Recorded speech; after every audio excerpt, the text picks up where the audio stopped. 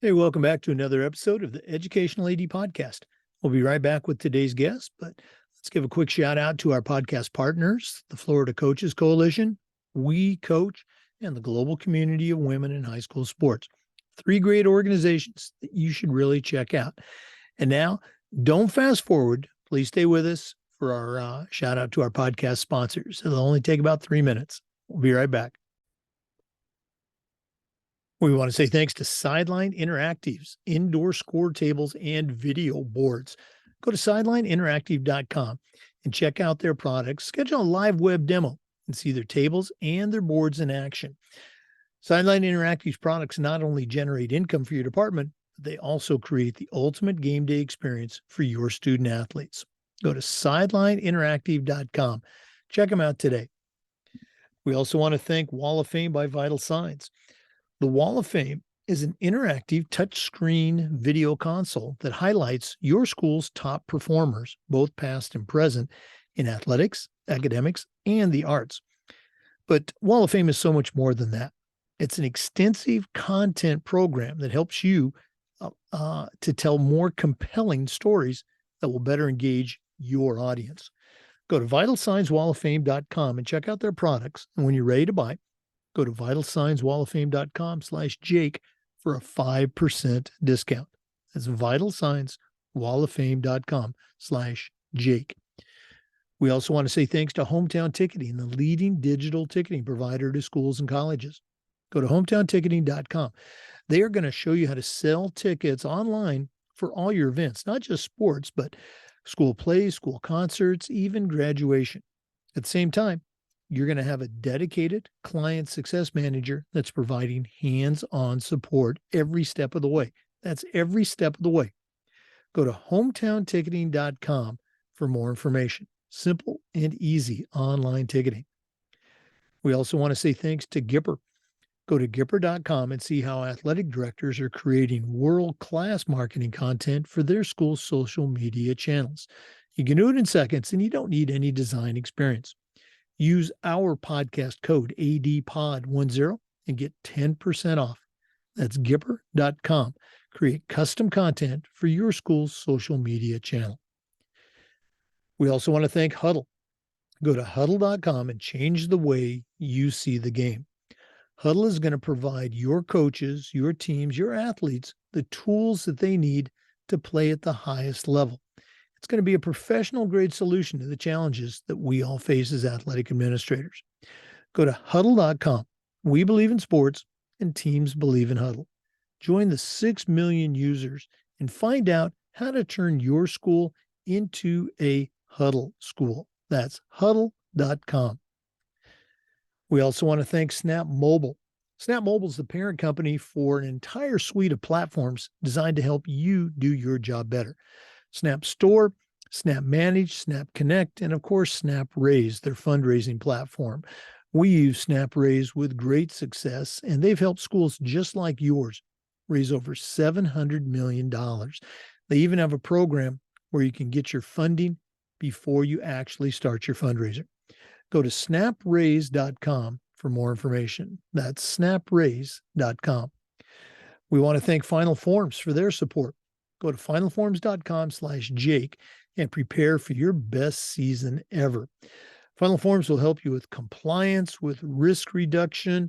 They'll help your stakeholders with reminders about policies, about physical deadlines. They can help your coaches with attendance and communication. And for you, they'll help with all the reports that come across your desk. It's time that you talk to a team that's walked in your shoes. To take those next steps, go to finalforms.com/Jake. That's finalforms.com/Jake and get started with Final Forms. And we want to thank Athletic Surveys for sponsoring the Athletic Director Toolbox segment. Athletic surveys are a quick and easy way for you to collect comprehensive data that allows you to evaluate and improve your entire program. Athletic directors typically only hear from that 2% that want to complain, a disgruntled parent, or maybe a frustrated athlete. And we need to hear from that 2%. But we also need to hear from the 98% that really love and support our program. And Athletic Surveys allows you to do that. Go to athleticsurveys.com. They're going to create a custom survey for your school that will help you take the pulse of your student athletes and your parents. That's Athletic Surveys by LifeTrack. Let them help you take your athletic program from good to great. Welcome back, everyone, to another episode of the Educational AD Podcast. I know I say this frequently, but it's true. We've got a really cool guest today. Her name is Jennifer Garrett, and I really don't know where to start in her introduction. She is a podcast host. We're going to hear about that, but she is a lawyer. She has seven degrees. She is also a brand architect and a strategist for professional athletes. Successful author of not just one, but 2 books. We're going to hear about those later, and a ton of other things. We're very fortunate that she's spending some time with us today. We're going to hear some leadership tips. So, Jennifer Garrett, welcome to the Educational AD Podcast. Hi, Jake. Thanks so much for having me on today. I'm excited to chat with you. Well, again, you were so nice to connect with me on LinkedIn. I think your journey and your message and things you're doing are really going to resonate with our listeners who are primarily high school ADs, but those leadership lessons and skills, if you will, I don't think can be over emphasized. So let's go and jump right in. We always like to let our listeners have a chance to get to know our guests. So give us a little bit of your bio, where you were born, where you grew up, maybe take us up through your college years, which is a chunk, and then we'll take our first break. But what's the Jennifer Garrett origin story? Yeah, so I'm from Chicago, Illinois. I grew up in the city. And I think for me, so I'm an only child, which I think really helped shape kind of where I'm at today, because as an only child, you spend a lot of time with your parents, especially when the days before the internet and social media and all these apps, right? So you either played outside with the kids in your neighborhood or you hung out with your parents. And on my neighborhood, there were not a lot of kids. So I had a lot of time with my parents watching professional sports, football, basketball, Bulls fan, Bears fan, all of that. Really fell in love with sports at a young age and never thought that I would do anything in sports today because I never knew anybody in the industry growing up. So it's kind of been quite an evolution to where I've gotten, which I know we'll get into.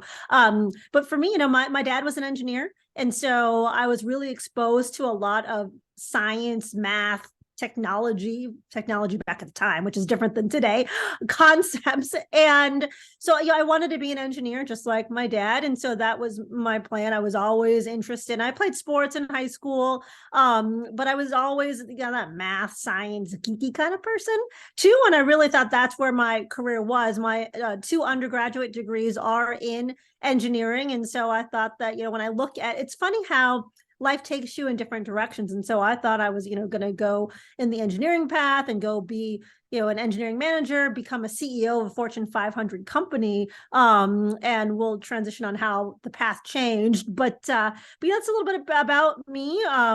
Growing up in a big city, I've been fortunate to have some major professional sports teams. Some have had more success over the years than others. But, the thing that I've really taken away from sports is that competitive athlete mentality. And how do you use that to be a good leader? How do you use that to be successful, not only in your own life and your own career aspirations, but also just in the impact that you make on other people?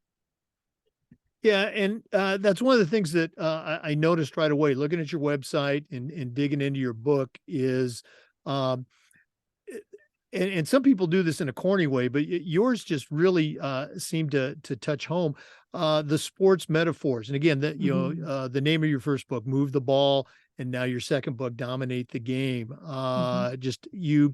It's just very natural and effortless how you make your points, which, as you mentioned, we're going to get into later on. I think very cool. I look back at my dad wasn't an engineer, but he was a contractor. My brothers and we got to work for him Saturdays and weekends growing up. I just hated it. And that's what, I found sports, which I loved. And if I played on a team in high school and then later in college, I didn't have to work for my dad after school. So similar but different experience. Let's go and jump into those early career Mhm. positions that you've had, because again, you've had quite a varied experience, a number of experiences in your life. So maybe share some of those highlights with our listeners. Yeah, so I mentioned that my undergrad degrees are in engineering, and one's in electrical engineering, and one's in biomedical engineering. And so my first job out of college was I was working for the Department of the Navy. I was a federal civil servant engineer, and I got to work on some fascinating things that the thing about working for the federal government is you get to work on projects that you don't usually get to work on in many other industries that are exciting, that are classified, that are, and so I got to do weapon system performance testing on programs on some Navy ships, and so got to travel to a bunch of cool locations as well. And it was great to get to put those technical skills that I had learned in college to use. But I always knew that I wasn't going to be a career government worker. There's nothing wrong with being a career, civil servant, but I wanted to do more stuff on the business side and focus on a company that looked at profitability and operating metrics and things like that, that you just don't pay attention to as much as a government worker. But I did enjoy getting to work on those, special projects and things that that really worked, to help the military be the greatest military in the world. And I got to do that as a defense contractor as well outside of my civil servant days. But the early part of my career was really focused on engineering technical roles. And then I went back to school and got an MBA, knowing that I wanted to go in a technical leadership capacity. So after I was done with my MBA, I ended up going to work for the Boeing company. Boeing is one of those companies that has a commercial sector and a defense sector. My experience was all on the defense side of the house. So continuing that, career path of getting to serve and work on some great military programs. Again, I just can't imagine that. I finished my undergrad, ended up getting my master's in education because I was a career teacher and coach. Mhm. But continuing to, obviously there had to be a hunger. We talk about the importance of being a lifelong learner as a Mhm. coach, as a leader. Mhm. You took that to a whole new level. Yeah, people always wonder, well, why did you go to school for so long? Did you not know what you wanted to do? That kind of a thing. And the answer to that is yes, I did know what I wanted to do. And I actually went to school with a purpose. And so I was very fortunate that I worked for the Boeing company at a time when Boeing had a very generous education benefit program. And so at the time, they would pay for any schooling you wanted, didn't have to be towards a degree, didn't have to be related to your job. As long as it was from a 4-year accredited university, they would pay for it. And so I felt like it would be a great benefit to take advantage of or to leverage. And so I went to law school on Boeing's dime. I worked full time during the day. I went at night. I had a little problem with going to school for 4 years, 4 nights a week for one piece of paper. So I got another degree while I was in law school as well, from Gonzaga to Masters of Communication and Leadership, because leadership is always something that I'd been focused on and wanting to learn and grow more about. And so I decided to do the 2 degrees concurrently while working full time. And I also had 3 kids at the time. So I'm always busy, always keeping it moving.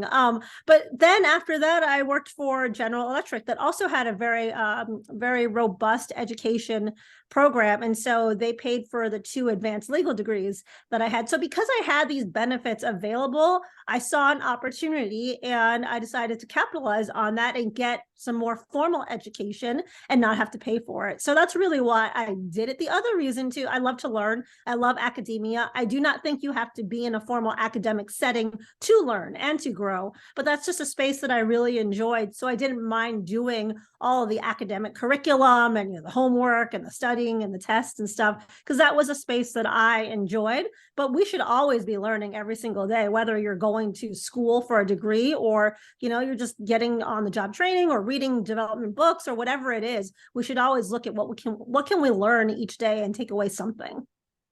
Oh, absolutely. And again, that's one of those lessons that I think, all coaches, all teachers, try to, pass on to their students is, what are your strengths? What are your resources?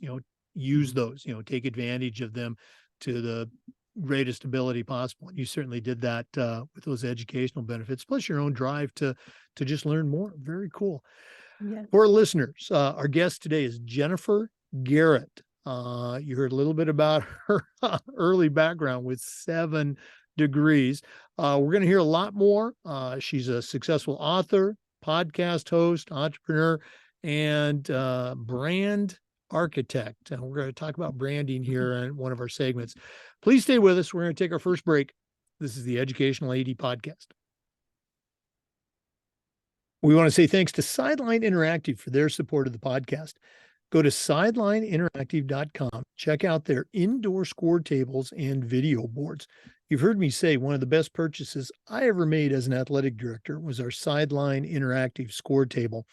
We use it for home games, but we also use it for pep rallies, for signing ceremonies. They're tremendously versatile, and the customer service is just outstanding.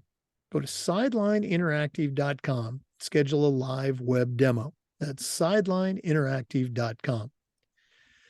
We also want to say thanks to Wall of Fame by Vital Signs. You know, they're on a mission to bring your school's legacy to life. The Wall of Fame's an interactive touchscreen video console that highlights your school's top performers, both past and present, in athletics, academics, and the arts. But it's so much more than that. The Wall of Fame is an extensive content program that allows you to tell more compelling stories that will better engage your stakeholders. Go to vitalsignswalloffame.com and check out their products. And when you're ready to buy, use the link vitalsignswalloffame.com/Jake and you'll get 5% off. That's vitalsignswalloffame.com/Jake. Check them out today. Welcome back, everyone, to the Educational AD Podcast. Our guest is Jennifer Garrett, branding expert, podcast host, successful author, entrepreneur. The list goes on. Jennifer, you shared a little bit about your early background. And again, those leadership lessons really stick out for me. One of the things we also like to do is let our guests share some of the mentors that they've had in their lives. None of us get to where we're at on our own. One of the expressions I always use is for my mentors, I still hear their voices in my head. So do you still have voices that you hear? I don't have voices in my head that I hear, and I don't see dead people. But I thought you might like that joke. Not a comedian, so my jokes aren't always the greatest. But I think I'm someone that really believes in the importance of having mentors in your life, because the definition of a mentor is someone that can help guide you, help share their expertise, help accelerate your learning and your growth as well. A lot of people think mentors are just people that can make connections for you. And that's great if they're willing to do that, but that's not their sole purpose. It's really to act as an advisor for you throughout your career and kind of steer you and help you navigate in the right direction, and hopefully not make some mistakes too along the way, using their business expertise or their career backgrounds. And so for me, I was always one who throughout my career understood the importance of taking charge of your career path. It would always amaze me early in my career how many people thought that that was someone else's job. Oh, someone else is going to look out for my career and help me advance. And even you mentioned my first book, Move the Ball. I mean, the big underlying theme in that book is I analogize you to being the quarterback, and it's up to you to drive where you want to go in life. But so many people don't think that way, which I just found interesting. And so for me, I always knew the importance of having those mentors that could help me. So, what can I do differently? Like, it's something I talk about on my podcast a lot, is being able to move the ball and dominate is about differentiation and separation. And so differentiation being, how are you different? What is the differentiated value that you bring to the table? So that way people do want your expertise. They do want you to be a part of the team. And so that was something I would always ask mentors of mine, is how do I set myself apart from other people? And I'll give you just an example. One of my mentors, I worked for the Boeing company. In an engineering company, you didn't have to dress up and wear suits. You could wear jeans and,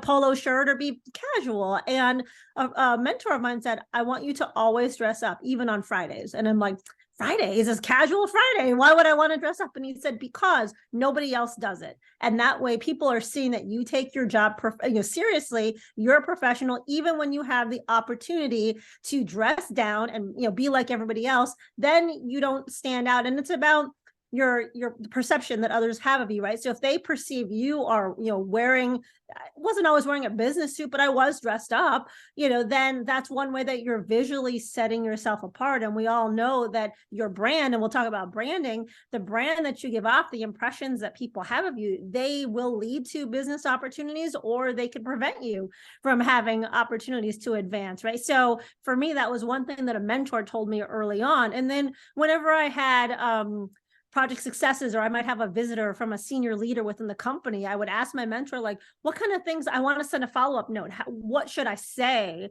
that might be a little bit more impactful? Or I would use them as a sounding board. I'd draft an email and say, what do you think? Right. And I'd get their guidance. And so that's one thing. And as I continued in my career, having mentors, was just a part of my playbook, as I'll call it, where I could utilize these resources when I had questions. And those questions could be regarding career advancement. Those questions might actually be, I have a problem that I'm trying to solve. Can you help me through your experience, right? Or can you, Boeing, for example, is a big company.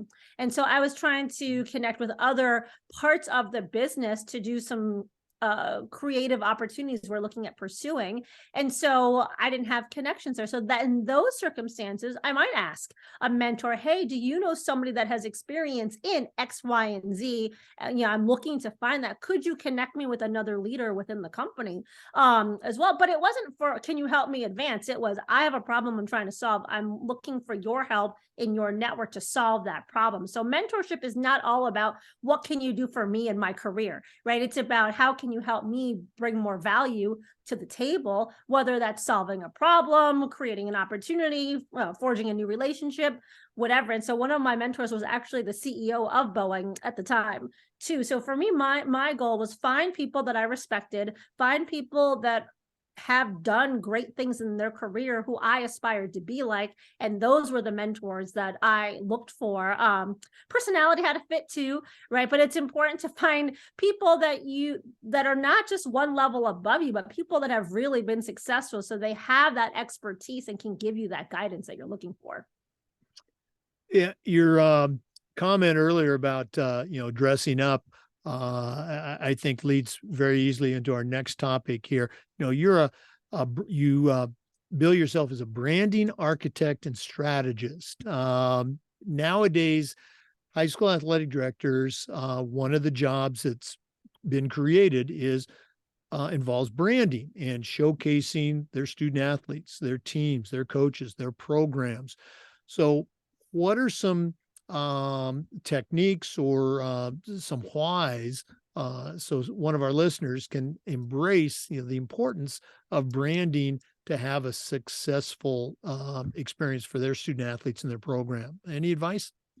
Yeah, I mean, first of all, a lot of people don't understand the importance of branding and why it's important. I mean, the first thing is you never know who's watching, right? And so you want to make sure that you're actively managing the brand and cultivating an image, a perception that's consistent with how you want to be viewed by all of your audience, whoever that audience might be. And so, being deliberate and purposeful on what are the things that you want people to see about your program, about you, about the benefits that your organization brings to the table, how you serve your students. I mean, in an athletic setting, it's all about serving your students too, and promoting and highlighting the great things that your athletes are doing, that your program is doing. And so it's very important. And I mean, social media is such an important part of our culture today, as a nation, as a globe. It's important to use those tools to really communicate and highlight the great things that you're doing. And so, I think it's important for people as they're looking at their brand to think, what are the things that I want people to see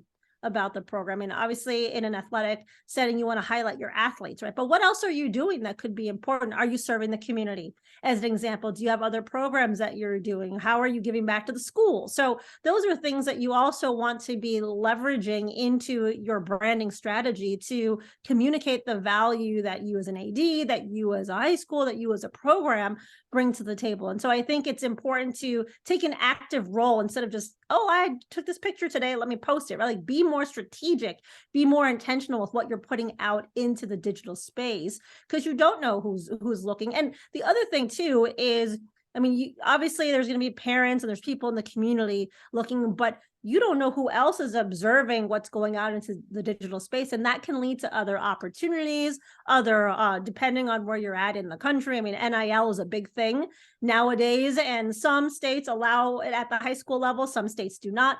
But depending on where you're at, that could lead to some opportunities for your kids as well from a compensation standpoint, and some opportunities to make a little bit of money and invest towards their future too. Yeah, I love the thought, you don't know who's watching, or, kind of flip that is, everybody's watching. And so I want to make sure I'm putting out, the best image. And I love the point you talked about connecting with the community. Yes, we're promoting our athletes and our teams, but we're also, part of that bigger community. Very cool stuff. We're going to do this a couple of times during the podcast. And in our next segment, we're going to talk about your podcast and your books, but if one of our listeners wanted to reach out and connect with you, find out more, go and what's that website address, and how can they get in touch with you? Yeah, the best way to reach me is at my website, getinsidethehuddle.com, which should be easy to remember, especially for folks that have a sports background. So it's getinsidethehuddle.com. I'm also very active on LinkedIn, as you know, Jake. And so if you just, search the hashtag move the ball, then you should find me on any social platform. But the best way to reach me is go through the website. It's got my contact info, and would love to have you reach out.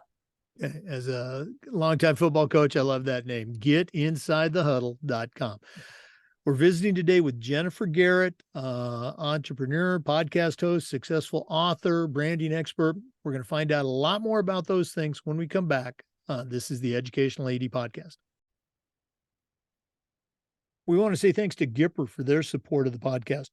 Go to Gipper.com and see how athletic directors and coaches are creating world-class content for their school's social media channels. You can do it in seconds on any device, and you don't need any design experience. Go to Gipper.com and use our code ADPOD10, and you'll get 10% off. Start creating custom branded content for your school's social media channel on Gipper.com. We also want to thank Hometown Ticketing, the leading digital ticketing provider to schools and colleges. Go to hometownticketing.com. They're going to show you how to set up and sell your tickets online, not just for your athletic events, but for things like school plays, your concerts, school dances, even graduation. At Hometown Ticketing, they're going to show you how to scan the attendees that come to your games and collect your revenue. And every step of the way, you'll have a dedicated client success manager that's providing hands-on support. That's every step of the way. Check it out today, hometownticketing.com. Simple and easy online ticketing. Welcome back, everyone, to the Educational AD Podcast. Our guest is Jennifer Garrett. We've been saying that she's a successful author. Let's talk about those books. Your first book was Move the Ball. Very successful and very cool read, by the way. I haven't got the second one, but it just recently came out, so I guess that's my excuse. Dominate the Game. Let's talk about the books. How'd the first one come together? And then obviously let's hear about Dominate the Game too. Yeah, so Move the Ball. I mentioned that I was an only child growing up in Chicago, and so I watched professional football with my parents, most notably Chicago Bears games. And being a child growing up in the 80s, the 85 Bears was a great time to be a Bears fan. And so I'd always just been a fan of the game of football, studied the game intently my entire life, and I ended up deciding that I was going to write a book on the sport of football and just all these lessons that I had learned from the game and what I used in my own life to be successful. Now, when I started writing the book, I didn't know anybody. There was no social media then. You couldn't reach out and do all these interviews. I knew nobody. So I just wrote what I knew and how I used it to be successful. Now, when I published Move the Ball, I also didn't know anybody. And so, but I was like, oh my gosh, I'm going to go tell all these people in the world of sports, what I did. And I wrote this book, and nobody cared. I mean, as you know, Jake, I mean, football is it's a tough business, and to be a woman saying, hey, yeah, I know football. And, I wrote about it.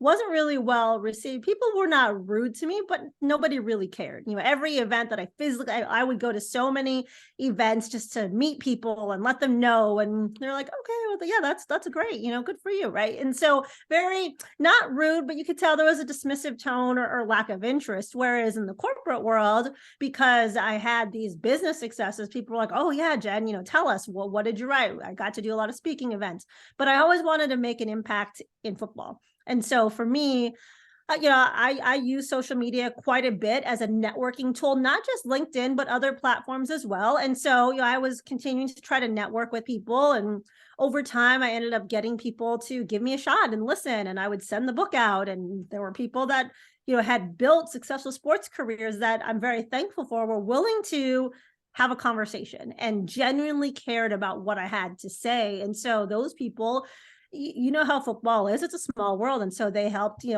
open doors for me, put their name behind me. And so that really helped me to grow my presence in the world of sports. You mentioned my latest book, Dominate the Game, which came out last month. And so the difference between the two books, Move the Ball, not last month, it came out in November. The time's gone by so quickly. But the two books go hand in hand in terms of, there are a lot of sports references. Move the Ball itself is a lot more football heavy in terms of terminology. However, you don't have to be a sports fan to really understand the principles. So it's written in a way that anybody can read it. But Dominate the Game does use it's a lot less football technical, but a lot of football stories to serve the points. And so Move the Ball, the book was all about just keep moving the ball every single day, a foot, a yard, an inch, whatever it is. Like, here are some tools and techniques that are going to help you to accomplish your goals, no matter how fast or how slow you need to go. Just keep it moving. Dominate the Game is really about taking things to the next level, about elevation, pushing boundaries, like, be in that 1%, go after whatever it is that you want. And so they build upon one another. However, you don't have to read Dominate the Game before Move the Ball or after Move the Ball. You can read them, interchangeably. But I've always loved to serve people. I've always loved to connect through sports. And so for me, writing books was just another avenue to be able to bring content out to people and, hopefully make an impact and help people to achieve their goals.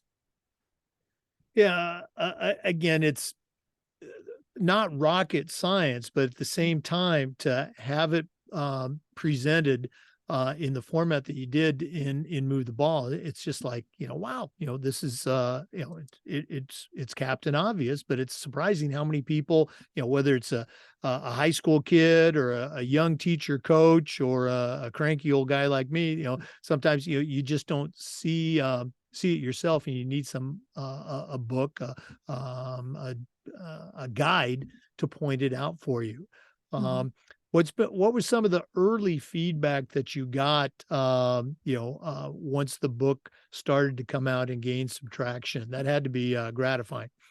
Oh, absolutely. Yeah, it was. I mean, you never know what people are going to catch on to. And the fact that people started gravitating towards this notion of moving the ball and sharing on social media stories about how they had moved the ball every day. Like, it's interesting. People understand what moving a ball entails, right? But for somebody to adopt that into their way of thinking, and when they're talking about their success, they're saying, I moved the ball today. Like, that's pretty cool to know that someone has connected with what you said so much that they want to adopt that terminology into how they're speaking about their accomplishments. Is never really thought that would gain as much traction as it did. And I mean, even when I wrote Move the Ball, I mean, I've always been a marketing kind of person, so I wanted a catchy title, but I never thought that it would turn into this movement. Like, you just never know what people are going to stand behind. And so to see how it's grown and evolved over time and how it's become a huge part of my life and what I do today, never would have thought it. My plan was to be a Fortune 500 CEO and kind of climb the corporate ladder. Never thought I would be doing anything around football. And something else I was going to mention too, as I was trying to connect and build my network in the sport of football, there were a lot of people that didn't see the value. There were people that were willing to give me their time and have a conversation, but that was the extent of it. They weren't bought into it. They didn't think it was great. They were like, okay, well, nice to meet you. And, we moved on. And there were some people that would socialize to me that they thought I was wasting my time. And like, I remember the one conversation that had the most impact on me was one that I had such high expectations for, and it didn't go the way that I had wanted. And basically I had connected with a woman whose family had owned an NFL team previously. I thought, this is the connection, right? You never know, like you're that one connection away from someone that can totally change your life. And so I thought she was it for me. And so when the conversation wasn't as positive, it was a lot more devastating effect. But what she said to me was, I think you're wasting your time. She's like, none of these players care about what you have to say. And I remember thinking like, wow, okay, well, that was, and I don't think she had any ill will in that comment. I genuinely think, and Jake, I mean, football is tough. And so it is tough to be a female trying to make an impact in the sport. And so I think she had good intentions with what she had to say. But when we have people like that, we have two choices that we can make. We can listen to them and say, you know what, you're right. I think I should go do something else. Or you can appreciate their perspective and still keep going what you set out to do. And so when I look now at all of the players that have stood behind the brand at the NFL level, at the college level, I mean, if I had listened to her that no one cared about what I had to say, most of the relationships I have today, I would not have, because I would have gone off and done something else. Yeah.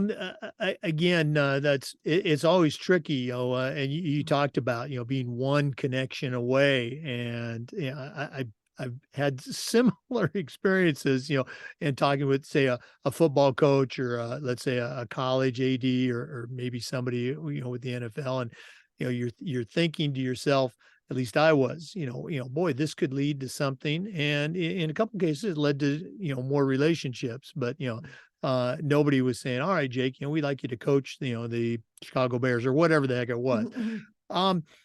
Real quickly, dominate the game. You said it's designed to help you get to that next level.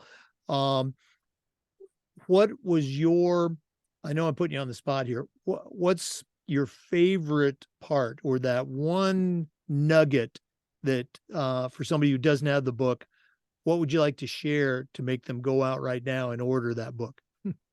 Oh, that's it. Yeah, you are putting me on the spot. I'm like, oh my gosh, what am I going to say? I mean, there's a lot of great points in the book, but I would say the biggest thing, and it's not going to be anything profound, but there's a chapter in there that's called Tomorrow is Never Promised. And, I mean, I think that's so true. We forget how fragile life can be. Sometimes we forget how every day is a gift.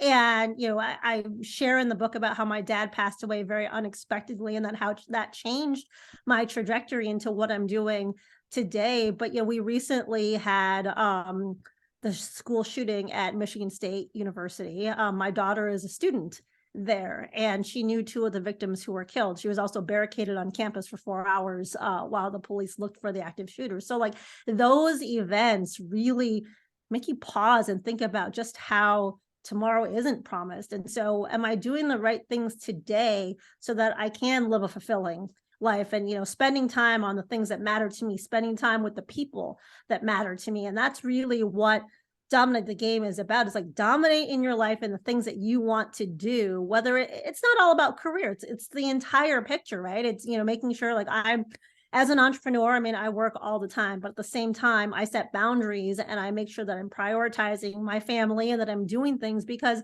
that's important. And you don't know when that day is going to be your last. So you want to make sure that you're just being intentional and deliberate with how you're spending your time and your energy. Yeah, it's not just one dimensional. Even from a football standpoint, it's not just, that offensive coordinator or that defensive coordinator. It's the full game. It's all those components. Great stuff. For our listeners, we're having a great visit today with Jennifer Garrett. She's a very successful author, multiple college degrees, entrepreneur, podcast host. We're going to hear about the podcast in our next segment. Please stay with us. This is the Educational AD Podcast. We want to say thanks to Huddle for their support of the podcast. Go to huddle.com and change the way you see the game. Huddle is going to provide your coaches, your student athletes, and your school the tools that you need to help them play at the highest level. As a football coach, I used Huddle for years, but as an athletic director, I made sure our school was a Huddle school. And Huddle gave us a professional grade solution to the challenges that we all face as athletic directors. At Huddle, we believe in sports and teams believe in Huddle. Join the 6 million users and turn your school into a Huddle school. We also want to say thanks to Snap Mobile. Snap Mobile is the parent company of an entire suite of platforms designed to help you do your job better. There's Snap Store, Snap Manage, Snap Connect, and Snap Raise is their fundraising platform that we've used with great success, and you can too. They've helped schools just like yours raise over $700 million. They even have a program where you can get your funding before you actually start your fundraiser. I don't think anybody else offers that. Go to snapraise.com for more information. That's snapraise.com. Welcome back, everyone, to the Educational AD Podcast. Our guest is Jennifer Garrett. We just got done talking about her very successful books. You should definitely check them out. She's also a very successful podcast host. And during the break, we were talking about how, for me, I started the podcast and that led to the books. You know, she wrote her book and then created a podcast. So for you, Jennifer, how did that all get started? Why a podcast? And again, I already told you, I've become a fan. Why should our listeners become fans of your podcast? It's a great question. So why did I start the podcast? I never thought I was going to be a podcast host. Actually, it wasn't part of my original playbook. And as podcasts continue to be more and more popular, I had people reaching out to me saying, "Jen, you should start a podcast." And I was like, no, there's so many out there. How am I going to set myself apart from everybody else?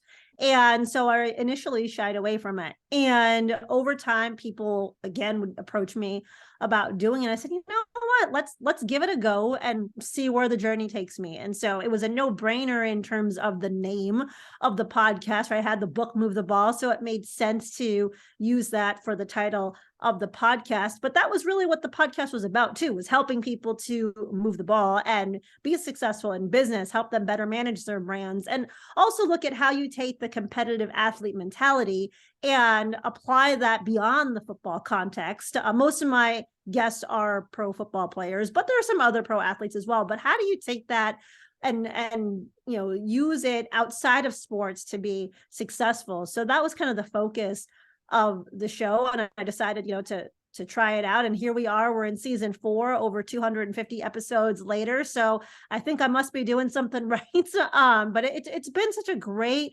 journey. Every conversation that I have, just like you, Jake, I'm sure you get so much out of it as a host. It's not just for the audience, but also, I take just as much away as everybody else does. And it's great to, hear other people's experiences, hear their advice, hear what works for them and things that they're doing to continue to be successful, whatever craft there is. So it's been a great journey. And I didn't think that it would be as successful as it was. It's also been a great tool for me as someone who, again, didn't know people in sports when I wrote Move the Ball. It's been a great way for people to get to know me as a person, but as a host, as a professional, and just learn of the brand. There are a lot of people that I had realized when I first started Move the Ball that learned about me because of the podcast, that who otherwise might not have given me the time of day, right? So it's been a great way to connect and to network with other people also. So, that's kind of the story behind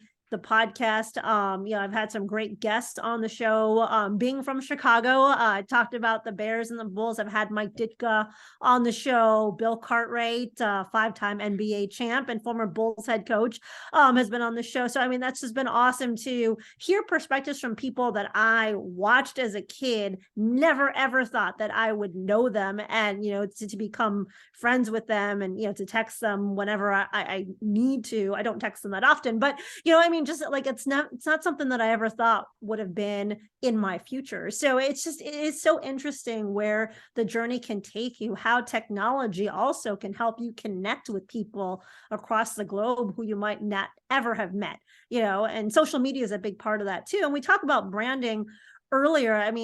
If you put yourself out there, you don't know who's watching, right? Everybody's watching, to your point. And so you don't know what opportunities and relationships can come by being out there. And so the podcast is just another way that I can serve others. But it also opens the door for opportunities. And when I say opportunities, that's not just paid business, but other great projects, relationships you can make. And so it's just been an incredible platform for me to grow as a person and also to contribute to others and serve.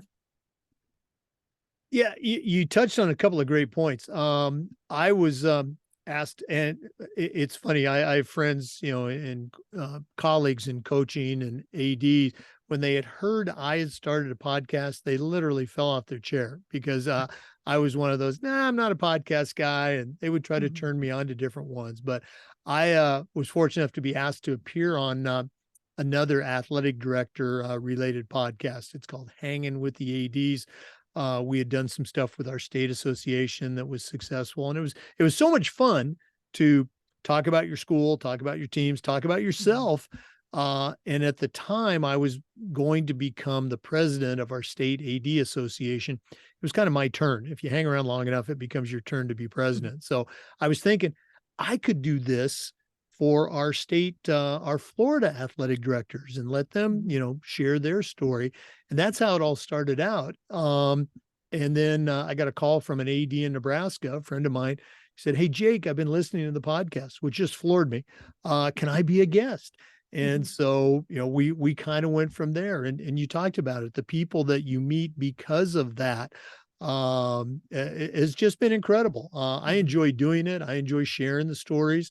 But the people that you meet, like you, okay, I've met, gosh, Jennifer Garrett. That is so cool. You've been doing it a little bit longer. How have you seen your podcast change and grow from, let's say, those first 5 or 10 episodes to, now where you're, multiple years into it? Any changes? There have been some changes. I mean, I think if you're into it 4 years and you say you haven't changed, and that's a problem, because you should always be looking to evolve, right? And get better and see how you can do things differently. So, I mean, for me, I evolved in terms of the guests that I've had on the show. Initially, my thought was to have more business leaders on the show, and I would have a few athletes here and there, but reality was I just didn't, my network wasn't as robust in terms of the sports community. I knew a lot of people, but I was selective too with who I wanted to have on the show. And so now, there's a lot more people that I know in sports. So I do, like, if you look at season 3, which was last season, since we just started season 4, most of the guests are professional athletes, current athletes versus former athletes, because they bring a different perspective. The listeners have also changed over time, whereas I do have a lot more student athletes that listen to the show now, and pro athletes. So it's, trying to bring value to that segment, as well as, my non-sport listeners too. So I've changed kind of the mix of who I have on the show. This season, I'm actually going to have some more business people on, because I want to make sure that I'm also helping people to move the ball in business and have, really successful. I've had, for example, 2 undercover boss CEOs on the show before. I've had some very successful entrepreneurs that have had, very lucrative franchises and other things. So I want to have more business conversations, because I think one of the things on the show in the last few seasons, there was a lot of great motivational stories and habits that you can implement to be successful. There's only so many habits you can have to be successful, right? I mean, you can package them different ways, but it's not an infinite number. The secret success formula can be packaged into a few, or a subset or a handful of things. And so what I really wanted to do this year was, it's really about, how do I help people get stuff done? How do I help them get to that next level, tactical steps versus just motivational stories? And so people will hear more of that this season on the podcast. Well, you are a master at transition. We're going to take another break, but when we come back, we're going to talk about some of those leadership skills, some of those leadership secrets that people have shared with you. For our listeners, our guest is Jennifer Garrett, successful author, podcaster, entrepreneur, possessor of 7 different college degrees. We're going to take another break, and we'll be right back. This is the Educational AD Podcast. We want to say thanks to Final Forms for their support of the podcast. Go to finalforms.com, and they're going to help you prepare for your best seasons ever. They're going to help you to ensure compliance with state as well as local regulations. They're going to help your coaches communicate better. They're going to help you with all the reports that come across your desk. And they're going to help your stakeholders with things like reminders about policies, about physical deadlines. They can help your coaches with their certification credentialing. And for you, they can help with eligibility, with rosters, and tons of other items that come across your desk every day. It's time that you talk to a team that's walked in your shoes, somebody who gets it. For more information, go to finalforms.com/Jake. That's finalforms.com/Jake and get started with Final Forms. Welcome back, everyone, to the Educational AD Podcast. Jennifer, one of the things we try to do with the podcast is this idea of sharing best practices. And you talked previously about, leadership secrets or, leadership techniques. You certainly had to employ those in your career and, with everything that you've accomplished so far. And as you mentioned, some of your guests have shared a couple of those. So in the time that we've got left, what are some leadership best practices that you can share with our listeners? It's a great question. So there's a few that come to mind. The first one I'm going to use a sports analogy to start us off. So there's a chapter in Dominate the Game called Manage the Game Clock, which is all about using your time effectively every single day.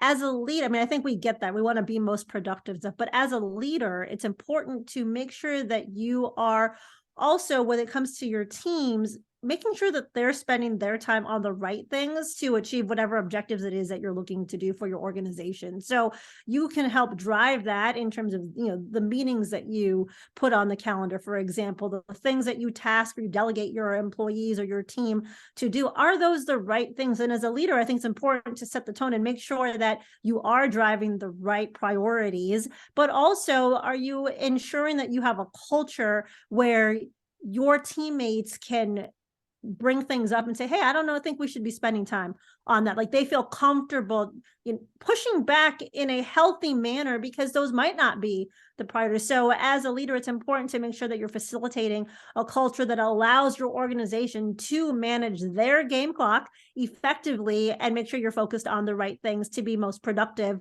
for whatever it is you're looking to achieve. So that's my sports reference that I'll use. There are a couple other things that I think are important. As a leader, we talked about how from a branding perspective, people are always watching, right? What gets put out. Well, as a leader, people are always watching you, whether you're in the public sphere or not. People are looking at you, whether they are interacting with you on a daily basis or once a week, once a month, whatever. And they're forming impressions of how you are as a leader, as a boss, as a business person. And so you just need to make sure that it's the things that you do and the things that you don't do that give people those impressions. And the reason I say the things that you don't do, should you have acted or should you have stood up for something when you didn't, right? That's just as important as if you did stand up and open your mouth or take action on something. So it's actions and inactions drive opinions of what people think of you as a leader. So making sure that you are aware of how are you conducting yourself or the lack thereof in all situations. So that's important too.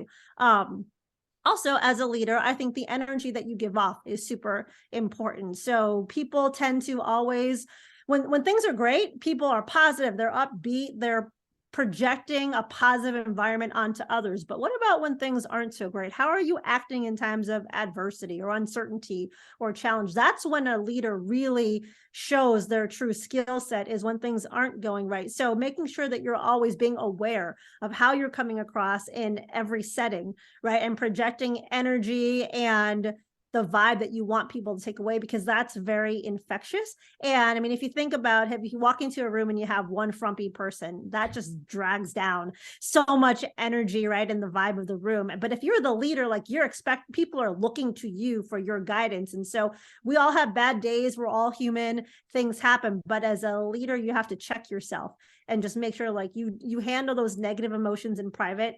You don't go to Twitter and tweet how you're feeling. You don't go on Facebook and blast someone. So you always have to, it's not just a matter of being a professional, but you always need to make sure that people are watching you. So give them the right impression of who you are as a person as well. Well, So many great ideas, and again, they get repeated again and again in education, in coaching, athletics, in the business world. The comment that you made in the previous segment, there's not an infinite list of why people are successful. There's a lot of commonality from one profession to the next. Well, Jen, this has been so cool connecting with you and spending some time with you today, but we're not done yet. We always like to wrap up with the athletic director's toolbox. Now, your expertise is certainly not limited to the world of athletics, but in just a moment, I'm going to challenge you to send out a brand new athletic director, or let's say athletic leader, on their very first job, but I'm only going to let you put 3 things in their toolbox. So we're going to take our last break and hear from Athletic Surveys, who sponsor this segment. And when we come back, we're going to find out what Jennifer Garrett is going to put into her new athletic director toolbox. Please stay with us. We want to thank Athletic Surveys for sponsoring the Athletic Director Toolbox segment. Athletic Surveys are a quick, easy, and affordable way for you to collect comprehensive data that allows you to evaluate and improve your entire athletic program. Athletic directors typically only hear from that 2%, that squeaky wheel parent or that frustrated athlete. And we need to hear from that 2%. But you also need to hear from the 98% that really love and support your program. It's a tremendously valuable tool to have when you're talking to that squeaky wheel parent or your principal or your school board. And Athletic Surveys can give you that information by creating a custom survey for your school. If you've never taken the pulse of your parents or your student athletes, you're really missing out. Go to athleticsurveys.com and let them help you take your athletic program from good to great.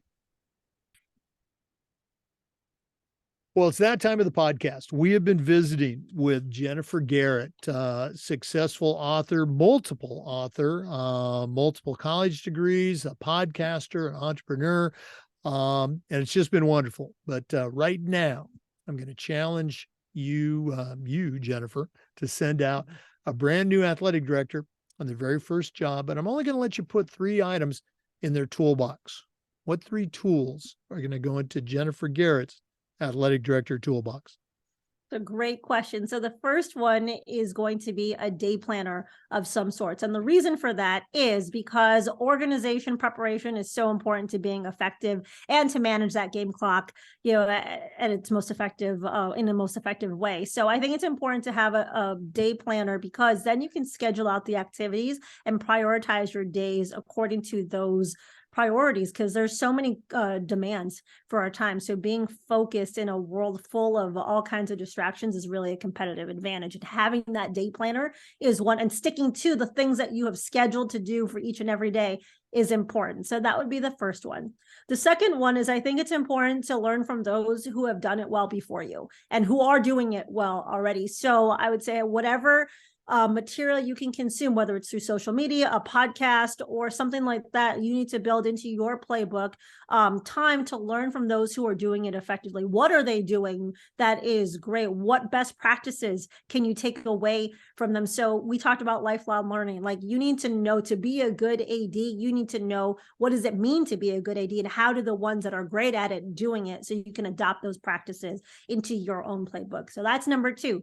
And then the third is not a tool, but it's actually more a philosophical thing. You need to be able to listen to understand. So when you have conversations with people, whether it is other ADs, whether it is players, whoever it is that you're talking with, it's not just about the conversation, but it's listening to understand what they have to say, what their issues are, their concerns, whatever, and really engaging in the conversation. So we talked about my podcast.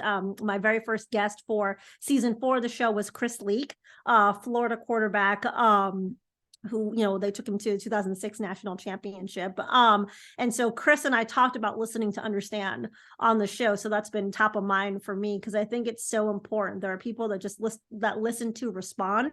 It's not about listening to respond. A great leader listens to understand. So as a new AD, I think that's one way you can separate yourself and differentiate, is by having conversations and actively listening to understand the other person's perspective, so that you can better serve those people as you continue on in your AD career. So those would be my 3. And then, of course, if you're looking for another resource, Move the Ball and Dominate the Game are great books too, to, just look at to be a better leader in general. But yeah, so that would be my answer. No, again, I love all of them, but I love the day planner because I'm an old school guy. I would tell our coaches, your game might be on the school website, it might be on your laptop, but if it's not in my day runner, that game doesn't exist. And again, listening, it's such an important tool, and it's one that I failed to use or early enough in my career. I at the end of my career, I finally learned the importance and the value of listening. Thanks so much for sharing. And again, we don't want to forget your books, Move the Ball and Dominate the Game. Speaking of those, let's give out the website one more time. How do they find out more about Jennifer Garrett and all the great things that she's doing for leaders? For sure. If you go to www.getinsidethehuddle.com, then you can learn all about me and what I do. There's a link to the podcast there, although that's on all the major podcast platforms. And then the books are there. You can also go to dominateandmove.com, which is the book's website. It's on Amazon and all the other major retailers online as well. You can see I have a sports theme with everything that I do, which from a branding standpoint, that's important, is you need to have themes that align with your brand. So you'll always see things that I do, they'll have some sports tie to it. Yeah. And again, that website, Get Inside the Huddle, love it. GetInsideTheHuddle.com. And Jennifer Garrett, books, podcasts, leadership techniques. Check it out today. Jennifer, thanks so much for being on the podcast, and all the best moving forward. Thank you so much. I've had a great time. For listeners, we do this just about every day, and we upload the episodes to the Educational AD Podcast YouTube channel. We appreciate you listening. Come back next time for more best practices on the Educational AD Podcast.